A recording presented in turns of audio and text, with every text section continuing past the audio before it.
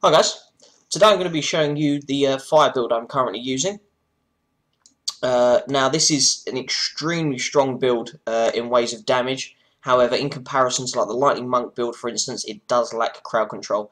You don't have the Scorpion Sting rune on your Lashing Tail Kick, so you don't have that very high percentage chance to stun, I'm afraid.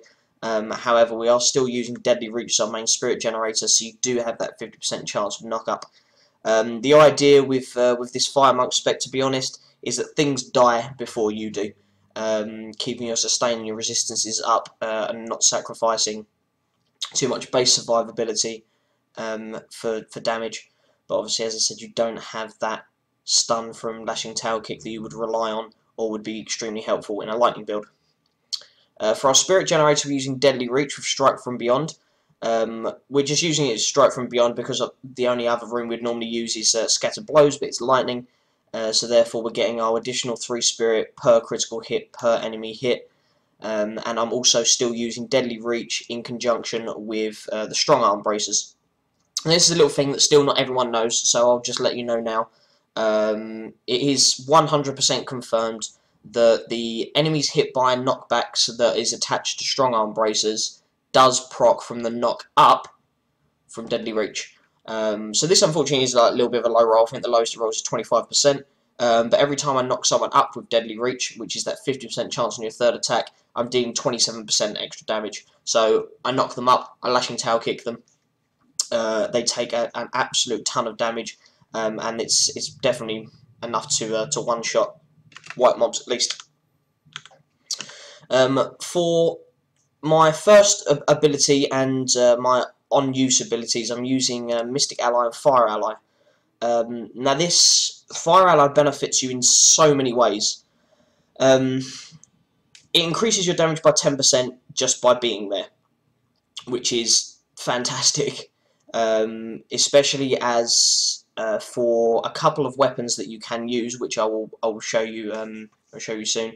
Is that your damage can drop slightly. So Mystic Ally, Fire Ally buffs that back up. Not only that, but the ally fights with you and deals 40% of your weapon damage, as it says here on the tooltip physical. However, when you choose Fire Ally, obviously this changes to fire. So he's hitting for 40% weapon damage per hit as fire, which is then scaling with your fire damage. The active part of Fire Ally is extremely strong. I'm hitting some Rift Guardians for Torment 4. I'm hitting them for about a fifth to a quarter of their life when I'm using this this on active.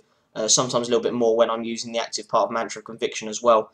But it causes your ally to split into 10 allies, and then they explode for 149% weapon damage as fire on the nearest enemy. So if you're all crowded around one Rift Guardian, you pop it, all of these 10 allies will explode on that one Rift Guardian, and it does immense damage. So it's great for multiple reasons. As a base, it buffs your damage. It hits for fire damage, which scales with your fire. The active doesn't get rid of your base Mystic Ally either, so although it splits into 10 and they explode, your original fire ally will still keep attacking as well. So that is incredibly strong. We're using Dashing Strike. Currently using it with Quicksilver rune. This just allows you to get in and out of situations that either you do want to be in or don't want to be in, whether you want to dive straight into that group to Lashing Tail Kick them, or whether you want to dive out of that just about to explode frozen, or just get yourself away from any sort of trouble, or just zoom around the map because you've got somewhere to be. Currently using it with Quicksilver, which increases the charges to 3. You can also use it with Barrage for a small amount of additional damage to the last enemy, or Way of the Falling Star, so that you've got additional movement speed afterwards. The only one that changes the elemental damage is Blinding Speed, and it changes to Cold, so it's not like there's a fire rune there that we specifically want to use. Lashing Tail Kick is our main spirit spender, as always. As you can probably tell by this video and my last videos, I'm a big fan of Lashing Tail Kick. I'm pretty sure that most monks are, and it's somewhat of a staple for all of their builds.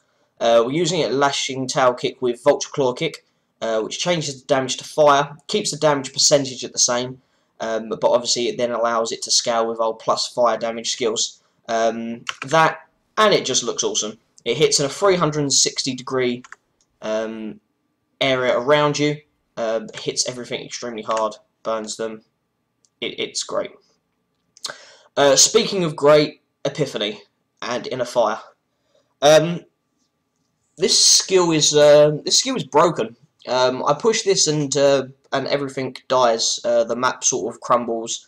I'm really surprised that with the strength of it, I don't activate Epiphany and it just sends me back to town and grants me all the legendaries in the game, kills all the monsters, puts me to Paragon level 1000. It is incredibly strong. As soon as you activate Epiphany, you get 20 spirit generation per second. This is base in Epiphany. It also grants you immunity to crowd control. This is base in Epiphany as well. It also allows you to teleport to targets with your melee attacks, allowing you to essentially stand in one place and roll your mouse over all enemies and go shooting around the map and hitting them very hard. This is base of Epiphany. What isn't base is the rune we add, which converts all the damage to fire, and allows every hit to deal an additional 353% weapon damage as fire, which also scales with ult plus fire damage. Go in game, put this rune on, find yourself a large amount of mobs, whether it's whether you're farming normally or whether you just want to have some fun, go on normal, round up a whole load of mobs, press Epiphany, and use Lashing Tail Kick. And watch this fire clone of yourself, several fire clones of yourself and yourself go shooting around the map, hitting everything for numbers beyond your belief. And it makes you feel really good about playing Monk. Yeah, I'm gonna move on to the next skill before I get too carried away with Epiphany, and It's a shame you can't just load your entire bar with Epiphany, because I would, and then just stack cooldown reduction. Just every slot Epiphany and then cooldown reduction. And we're using Mantra of Conviction at the moment. I'm using this because I don't really need the attack speed from Transgression anymore, which I use most of the time solo. And with Epiphany granting me that damage per second, and me using overall, when I activate this, it's 24% increased damage for 3 seconds. That coupled with the damage from Epiphany, coupled with the damage from Lashing Tail Kick, all of that added together, just as base, a Lashing Tail Kick is going to hit for 624% weapon damage. Inner Fire on Epiphany is going to hit for another 353% weapon damage, so then you're talking about 1000% weapon damage. And then you've got to scale each one of those individually with your plus fire damage skill, and then add that together. And then with the enemies taking the increased damage, you're doing lots and lots and lots and lots and lots of damage. Our passive skills don't really change from build to build, to be honest. There is one slight variation which I will show you in a second, but one with everything is very much staple to every single monk build. It is too strong to miss out. Seize the Initiative, in my opinion, is exactly the same. 30% of your dexterity is converted to armor, and as your dexterity goes up, your armor goes up. As your armor goes up, your damage reduction goes up. It's not worth not taking. Chant of Resonance or Exalted Soul. Usually you take Exalted Soul if you're using a mantra where you don't use the active part of it very often. Chant of Resonance you take because you are using the active part of a mantra often. And the last is the variant. I'm currently using Transcendence because, as you can see, I'm on a higher torment level, and I need the extra little bit of survivability and healing, especially, as I said, you're lacking the Scorpion Sting stun from your Lashing Tail Kick, so mobs are continuously coming at you, so you need to kill them before they kill you. If you're farming at a lower torment, or you have enough healing, or your survivability is just fantastic, you can use Mythic Rhythm instead. And this, every third hit from your spirit generator causes your next Spirit Spender to increase its damage by 40%. And obviously the only Spirit Spender we've got in this build is Lashing Tail Kick, so you would be using Deadly Reach 3 times Lashing Tail Kick. But it does cause it to do 40% additional damage after it's scaled from the fire damage as well. So that makes your Lashing Tail Kicks even more strong, or even stronger, sorry, than they are at the moment.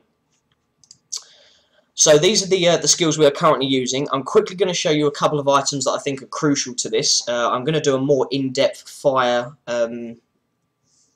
items and what you should be looking out for, just like I did with the Lightning Monk build. So this is the build video itself, and then I'll show you what items you should be getting, and what you should be using in conjunction with those. But the ones I quickly want to highlight, which I've highlighted in my my actual forum post as well, are Devastator. I'm trying to roll a socket onto this, and it's costing me a lot of gold now. It's costing me almost 2 million gold per reroll. That's how long I've been trying to roll a socket into it. I haven't missed out on any. It's not like I misclicked or anything like that. It's just becoming extremely hard. I think we're up to about 30 rolls now, so 30 Forgotten Souls. Just trying to get this this Devastator with a socket on it. But ideally, if you're using a dual wield build, then you want to have Devastator in one hand and the Burning Axe of Sankis in another hand. I've had 3 or 4 Burning Axe of Sankis. They haven't rolled really well. They've had Vitality on them, and no socket and no dexterity, or they've just had no base stats on at all, and they've been extremely bad.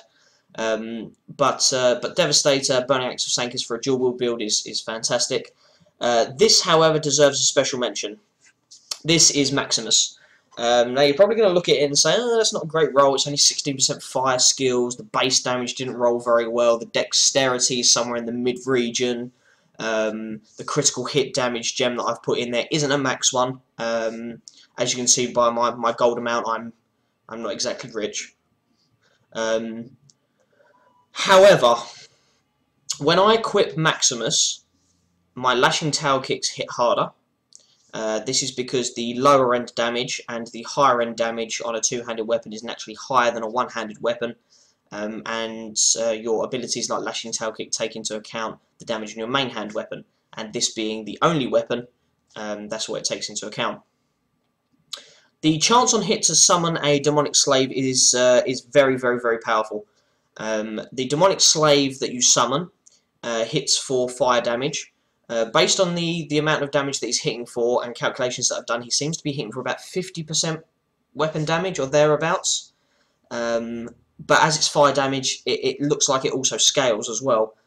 So he's hitting extremely hard. He stays up for quite a while, and the proc chance on it is very, very high.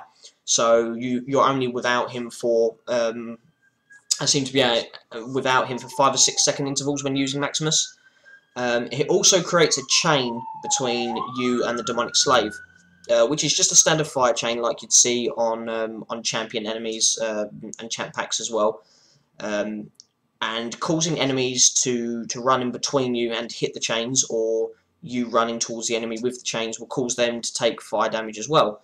This looks like it also scales with plus fire skills damage as well. So Maximus is extremely powerful. There's a bit in my forum post which says to you, do not be deterred if equipping a two-handed weapon with plus elemental damage drops your sheet DPS. As you can see here, you're probably looking at these numbers thinking, oh, that's not bad, you know, you've got 950,000 sheet DPS and 10 million toughness, and you equip Maximus and you go, wow, that's dropped. That's dropped by a lot. Now, if you put the highest possible emerald in there, that's going to go up by about another 30,000. So you're going to have a total drop of about 200,000 weapon damage. However, my Lashing Tail Kicks actually hit harder. My sheet DPS has dropped by a lot, but the Demonic Slave will also be hitting. The chains will also be hitting. My Lashing Tail Kicks will be hitting harder because of the average damage that I said about as well. Just as a bonus effect, and there you can see my healing's gone up because of the life after each kill, but that's depending on how well you get the rolls or how lucky you get with the rolls. So your effective DPS with Maximus is potentially higher. I mean, you're taking into account the 16% extra fire damage as well. If I perhaps had a Devastator and a Burning Axe of Sankis, you're talking about potentially 40% extra fire damage. So it could be extremely worthwhile to. I need to get a Burning Axe of Sankis and a Devastator, both with sockets, both with dexterity, and test out exactly how much effective DPS I'm doing with those. And as soon as I've done that, and as soon as I've got more information on that, I will update my forum post. I will upload another YouTube video saying about that as well. So that's the Fire Monk build I'm currently using, guys. I hope you try it out. Thanks very much for 50 subscribers on YouTube. That's still going up as well. It's actually higher than that at this point. Thanks for the followers on Twitch as well. We're almost at 100 followers on Twitch.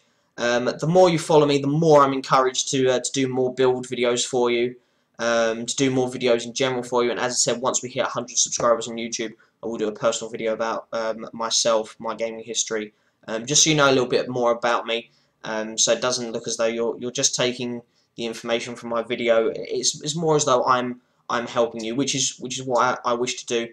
I wish to get more people involved in Diablo 3 in general, more people to play Monk, because it seems to still be a very much underplayed class.